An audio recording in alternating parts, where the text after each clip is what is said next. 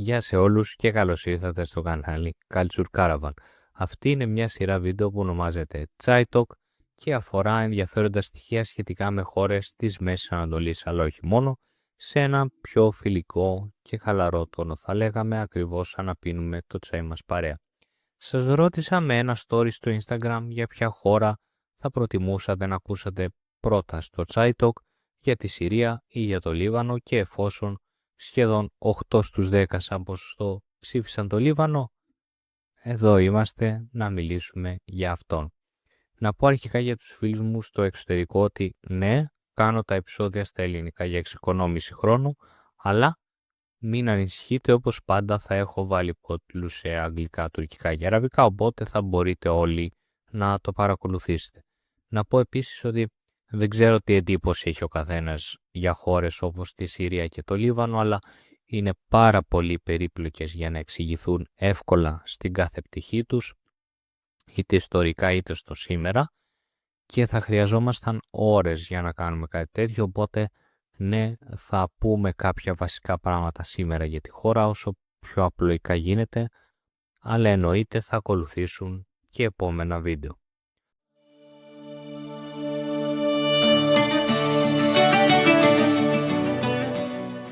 Αρχικά, ας δούμε λίγο πού βρίσκεται ο Λίβανος. Ο Λίβανος βρίσκεται στη Μέση Ανατολή, στην ανατολική ακτή της Μεσογείου. Συνορεύει βόρεια και ανατολικά με τη Συρία, νότια με το Ισραήλ, ενώ δυτικά βρέχεται από τη Μεσόγειο θάλασσα. Η πρωτεύουσά του είναι η Βηρητός ή αλλιώς το Παρίσι της Μέσης Ανατολής, μία από τις σημαντικότερες πόλεις της Ανατολικής Μεσογείου και της ευρύτερης ιστορικής περιοχής που έλαβε το όνομα Λεβαντίνη. Χάρη στη γεωγραφική του θέση, ο Λίβανος υπήρξε για χιλιάδες χρόνια σταυροδρόμι μεταξύ Ευρώπης, Ασίας και Αφρικής, γεγονός που εξηγεί γιατί γνώρισε τόσους διαφορετικούς πολιτισμούς, αυτοκρατορίες και συγκρούσεις στην ιστορία του, από τους Φίνικες, τους Ιξός, τους αρχαίους Αιγυπτίους και Έλληνες μέχρι και την Οθωμανική Αυτοκρατορία και τους Γάλλους πιο πρόσφατα. Στις αρχές του 20ου αιώνα η χώρα πέρασε ήδη πάρα πολλές δοκιμασίες και άλλαξε πολλές φορές χέρια κατακτητών.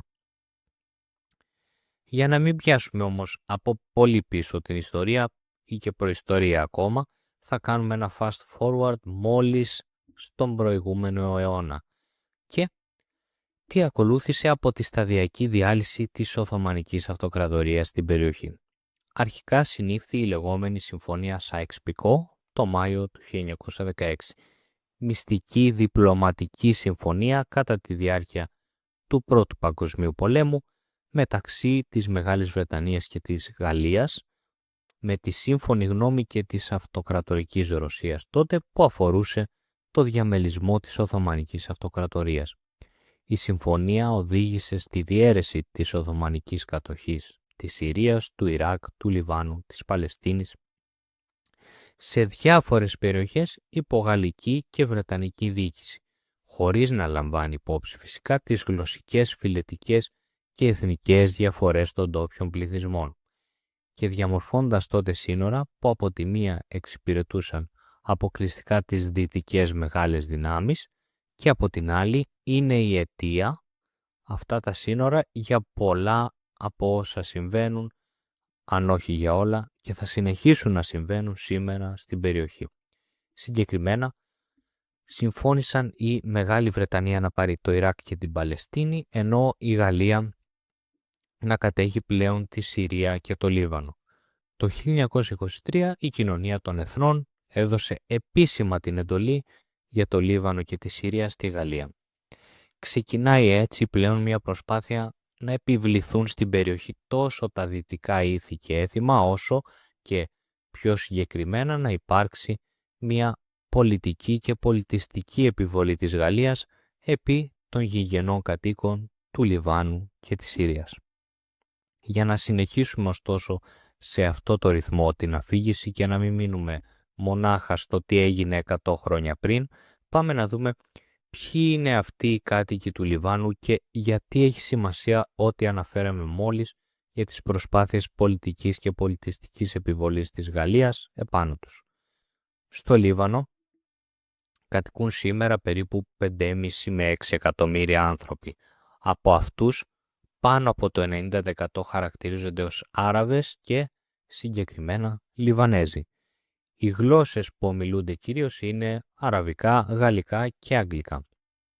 Ειδικά στις μέρες μας, η καταγωγή δεν αποτελεί κάποιο ιδιαίτερο πρόβλημα στο Λίβανο, δεδομένου ότι 9 στους 10 κατοίκους είναι Άραβες, αλλά και αναγνωρίζουν εαυτούς ως εθνικά Λιβανέζους. Ωστόσο, τα πράγματα όταν μετακινούμαστε στο θέμα θρησκεία είναι τελείως διαφορετικά. Σύμφωνα με το βιβλίο των Άρθρων Goldsmith και Aumar με τίτλο «Η ιστορία της Μέσης Ανατολής», στο Λίβανο σημειώνονται τουλάχιστον 17 αναγνωρισμένες θρησκευτικές κοινότητες. Εννοείται ότι κάποιες, όπως για παράδειγμα οι Σουνίτες μουσουλμάνοι, αφορούν μια πολύ μεγάλη μερίδα του ντόπιου πληθυσμού και έχουν αντίστοιχα μεγάλη επιρροή, ενώ άλλες θρησκευτικές κοινότητες ή και μειονότητες, όπως είναι οι Δρούζοι και οι Αρμένοι, ναι μεν συμπεριλαμβάνονται στις 17 αυτές που αναφέρουν οι έρευνες, αλλά σίγουρα δεν συνέβαλαν εξίσου στη διαμόρφωση του σύγχρονου λιβανικού κράτους. Σε γενικές γραμμές πάντως στη χώρα κατοικούν χριστιανοί, με τη μεγαλύτερη και πιο επιδραστική χριστιανική θρησκευτική κοινότητα να είναι οι λεγόμενοι Μαρονίτες χριστιανοί, μια κοινότητα που είναι αρκετά κοντά στα καθολικά πιστεύω και πρακτικές θα λέγαμε, με πληθώρα ωστόσο ανατολικών και αραβικών επιρροών. Τώρα άλλοι διαφωνούν για το αν συγκαταλέγονται επίσημα στους καθολικούς χριστιανούς, αλλά δεν είναι η ώρα τώρα να το λύσουμε εμείς αυτό. Εκτός από αυτούς, τους Μαρονίτες, όσον αφορά τη χριστιανική δομή της περιοχής, υπάρχουν επίσης Ελληνοορθόδοξοι και Αρμένοι, αλλά και άλλες μικρότερες ομάδες Ορθόδοξων, Καθολικών και Προτεσταντών χριστιανών. Κάτι που καταγράφει στην αναφορά του και το US Department of State, θα το έχω όπως πάντα στην περιγραφή. Βλέποντας τώρα τη μουσουλμανική πληθυσμιακή δομή του Λιβάνου, θα παρατηρήσουμε ότι ενδεχομένως σε ποσοστό που ανέρχεται έως και 32% του συνολικού πληθυσμού, η πλειοψηφία των Λιβανέζων ανήκει στο Σουνιτικό Ισλάμ, ενώ η αμέσως επόμενη μουσουλμανική θρησκευτική κοινότητα σε αριθμούς είναι οι Σιήτες Λιβανέζοι. Σύμφωνα πάλι με αμερικανικές αναφορές που έρχονται τόσο από επίσημα στοιχεία όσο και από τις δράσεις των μυστικών υπηρεσιών στην περιοχή, τα ποσοστά, αν τα δούμε κάπου συνολικά, δίνουν μια πρώτη εικόνα του διαχρονικού λιβανέζικου ζητήματος. Όπως βλέπουμε λοιπόν στη σελίδα του US Department of State, υπολογίζονται οι χριστιανοί του Λιβάνου κοντά στο 30%, με το 15-20% πλέον να είναι Μαρονίτες, ενώ συνολικά οι μουσουλμάνοι Λιβανέζοι ανέρχονται κοντά στο 70%, με τους Σουνίτες ωστόσο να είναι περίπου στο 32% όπως είπαμε και πριν, ενώ στους 12 Σιήτες αποδίδεται ένα ποσοστό κοντά πάλι στο 30%, με μικρότερες Ισλάμ όπως Ισμαηλίτες, Σιήτες, Δρούζοι και Αλαουίτες να σημειώνουν πολύ μικρότερα ποσοστά. Οπότε, αυτό που βλέπουμε με μια πρώτη ματιά εδώ είναι ότι τα ποσοστά όσον αφορά τις τρεις πολυπληθέστερες αλλά και πιο επιδραστικές στη χώρα θρησκευτικές κοινότητες είναι σχεδόν ακριβώς μοιρασμένα. Περίπου από ένα 30% να αναλογεί στην κάθε μία, πλέον με τους Μαρονίτες να βρίσκονται λίγο χαμηλότερο ωστόσο.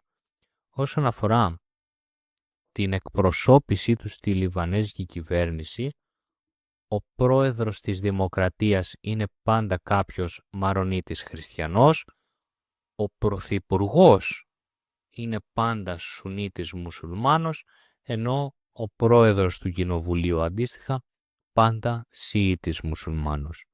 Αυτή η ιδιόμορφη μορφή κοινοβουλευτικής δημοκρατίας καθιερώθηκε μάλιστα έπειτα από μια άγραφη αρχικά συμφωνία κυρίων σε μια προσπάθεια για αναλογική αντιπροσώπευση των τριών κύριων θρησκευτικών κοινοτήτων και υπογράφει από τους ηγέτες των κοινοτήτων έπειτα ως το λεγόμενο Εθνικό Σύμφωνο το 1943, που αποτελεί ουσιαστικά έκτοτε τυπικά το θεσμικό θεμέλιο της ανεξαρτησίας του Λιβάνου. Πάντως, σε κάθε περίπτωση αυτά όλα αποτελούν από μόνα τους σαν στατιστικά και δίθεν αναλογίες και μία βάση για την διαιώνιση των προβλημάτων για το Λίβανο. Γιατί μπορεί στα χαρτιά και τυπικά ναι, στο κοινοβούλιο του Λιβάνου να εκπροσωπούνται όσο εκπροσωπούνται και όσο τους επιτρεπόταν ανέκαθεν οι τρεις μεγάλες αυτές κοινότητες, ωστόσο έξω για την κάθε κοινότητα από αυτές υπάρχουν διαφορετικά κέντρα εξουσίας που επηρεάζουν και τον αντίστοιχο δικό τους πληθυσμό, αλλά ακόμα και ξεχωριστοί στρατοί ή παραστρατιωτικές ομάδες. Με άλλα λόγια, πολύ απλά, στην καθημερινότητα κοιτάζει ο Σουνίτης Λιβανέζος να διεκδικήσει αυτά που θεωρεί σωστά για τη Σουνιτική κοινότητα, ο Σιήτης για τη Σιητική, ο Μαρονίτης για την κοινότητα των Μαρονιτών και πάει λέγοντας. Ναι, μπορεί να εμφανίζεται πολλές φορές στα δυτικά μέσα ενημέρωσης ο Λίβανος ως μια ενιαία χώρα σύμφωνα με τα δυτικά πρότυπα κράτους κτλ. Αλλά η πραγματικότητα διαψεύδει πανηγυρικά τέτοιους ισχυρισμούς και δίθεν ειδήσεις. Ο Λίβανος ήταν ανέκαθεν μια διασπασμένη χώρα σε πολλά επιμέρους αντίπαλα μέρη που βίωνε μια καθημερινότητα εμφυλίου. Και όλα αυτά χωρίς να αναφερθούμε ακόμα σε εξωτερικούς παράγοντες όπως Αμερική, Ισραήλ, Γαλλία και άλλα. Ωστόσο, το πρόβλημα, αν όχι ξεκίνησε, σίγουρα γιγαντώθηκε από αυτούς τους εξωτερικούς παράγοντες και πρέπει να επιστρέψουμε για λίγο σύντομα στη Γαλλία για να το δούμε. Οι Γάλλοι επέλεξαν τότε, θυμίζω στις αρχές του 20ου αιώνα, και ως καθολικοί χριστιανοί να ευνοούν πάντοτε τους χριστιανούς Μαρονίτες, θεσπίζοντας μάλιστα το λεγόμενο νόμο 6-5, 6-5. Σύμφωνα με αυτόν τον νόμο, για κάθε 5 απλούς διορισμούς μουσουλμάνων στο δημόσιο, θα ακολουθούσαν 6 κοινοβουλευτικές έδρες ή διοικητικά πόστα για χριστιανούς. Αυτό δημιούργησε ένα καθεστώς προστασίας των χριστιανών, το οποίο επέτρεψε στις μεγάλες και πλούσιες οικογένειες Μαρονιτών της χώρας, αν και ήταν μειοψηφία, να εμπλακούν και με την πολιτική, εγκαθιδρύοντας στην ουσία μια συνταγματική ολιγαρχία, πάντοτε ευνοώντας το χριστιανικό, ταυτόχρονα φιλοδετικό και φιλογαλλικό πληθυσμό, αδιαφορώντας για την καθημερινότητα και τα προβλήματα της μουσουλμανικής πλειοψηφίας. Υπό το πρίσμα των παραπάνω γεγονότων και με τις μνήμες της αποικιοκρατίας ακόμα νοπές, μόλις 5 χρόνια μετά την ανεξαρτησία της χώρας το 1943 προσθέθηκε ένα ακόμα τεράστιο ζήτημα. Στις 14 Μαΐου του 1948, ο Νταβίτ Μπεν-Γκουριόν ως πρώτος πρόεδρος του Ισραήλ ανακοίνωσε τη διακήρυξη του κράτους του Ισραήλ, κάτι που οδήγησε την αμέσως επόμενη μέρα στον πρώτο Άραβο-Ισραηλινό πόλεμο, με τη συμμετοχή και του Λιβάνου στο μπλοκ των 5 αραβικών στρατών που σχηματίστηκε μαζί με αυτούς της Αιγύπτου, της Συρίας, της Ιορδανίας και του Ιράκ. Η μεγάλη και απρόσμενη νίκη του Ισραήλ όμως οδήγησε σε αυτό που ονομάστηκε για τους Άραβες ως η Νάκμπα, καταστροφή, και τον επακόλουθο εκτοπισμό περίπου 725.000 Παλαιστινίων προσφύγων σε γειτονικές αραβικές χώρες, εκ των οποίων περίπου οι 150.000 βρήκαν καταφύγιο στο Λίβανο. Και μπορεί την επόμενη κιόλας χρονιά, συγκεκριμένα το Μάρτιο του 1949, ο Λίβανος να υπέγραψε συμφωνία ανακοχής με το Ισραήλ στις λεγόμενες συνομιλίες εγκύτητα στη Ρόδο, αλλά του έμεινε πρακτικά το ζήτημα των Παλαιστινίων προσφύγων για να το διαχειριστεί και αποδείχτηκε τελικά πολύ δύσκολο να το πράξει, παρότι πρωτίστως αραβική χώρα.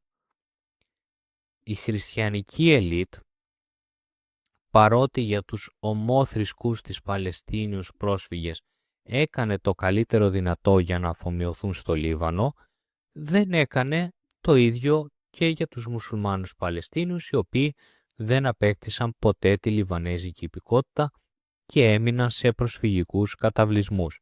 Πολλοί βέβαια δεν επιθυμούσαν να αφομοιωθούν σε άλλο κράτος, κάτι που είναι σημαντικό να αναφερθεί από τους Παλαιστίνιους, καθώς το μόνο που ήθελαν ήταν να επιστρέψουν στις εστίες τους στη Γάζα ή τη Δυτική Όχθη ή έστω να αγωνιστούν γι' αυτό.